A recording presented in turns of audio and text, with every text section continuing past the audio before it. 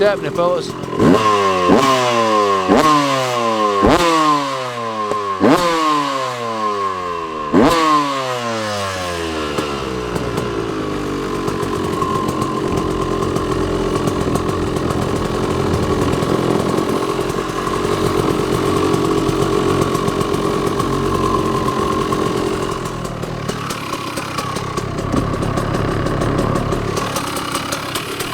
Absolute perfection.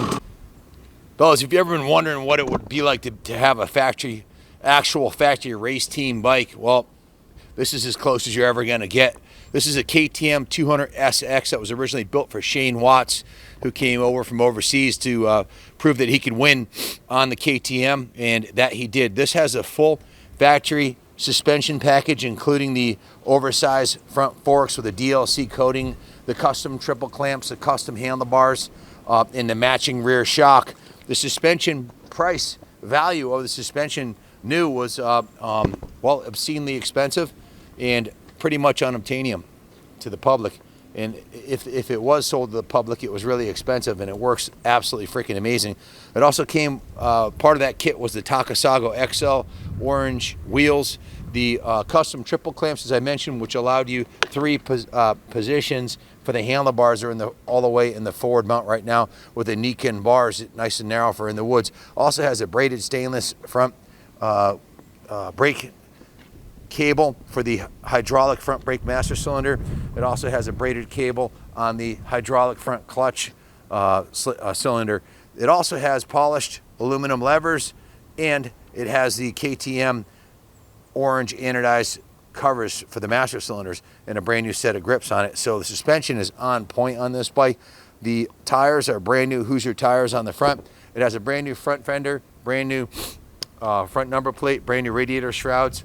The graphics kit is hand-drawn, built, custom set by K-Ray Graphics, which bought the Red Bull logo in and gives it a really sharp, modern look.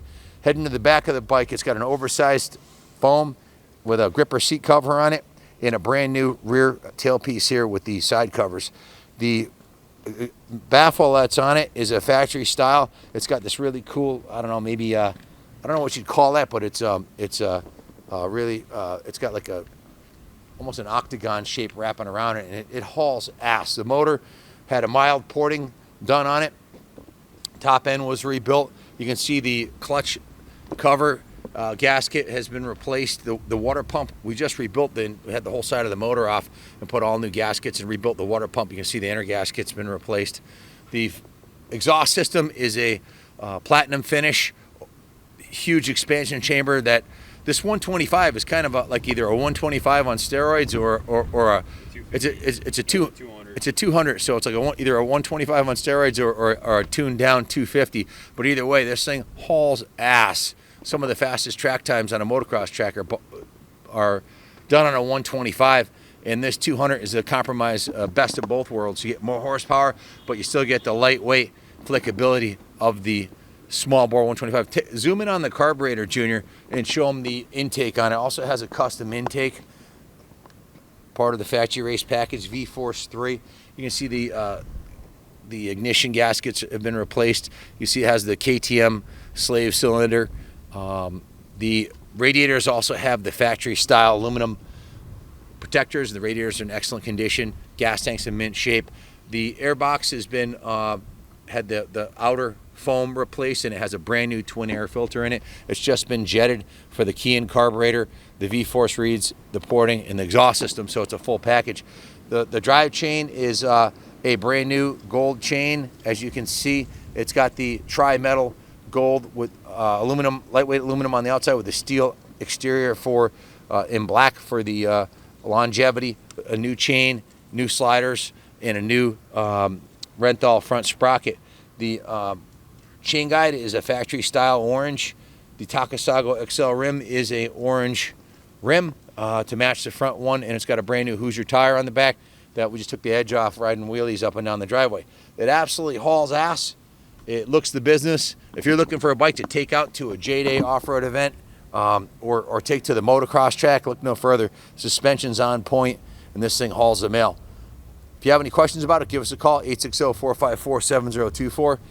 We can ship this bike anywhere in the world for you, anywhere in the continental U.S. Going over the work order of what we've done to the bike since we got it here, the compression test perfect at 215. The previous owner had rebuilt the top end. It was owned by a collector in Alabama, right near the Barber Museum, who wanted us to get this bike and take it to the next level, which we did. The compression is perfect at 215. It has a brand new spark plug, BREG. As I mentioned, we rebuilt the water pump with new seals, new bearings, new O-rings.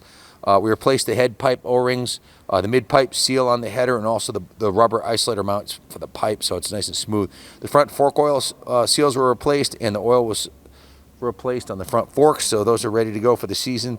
The air filter was replaced, and a new black external filter was put on the outside of the box, a secondary filter. We also installed the new carburetor boot flange and cleaned and rebuilt the carburetor and jetted it, changed the jet to a I think he said it was a 165 from a 185. The petcock was serviced with a new seal packing kit, so that's all redone.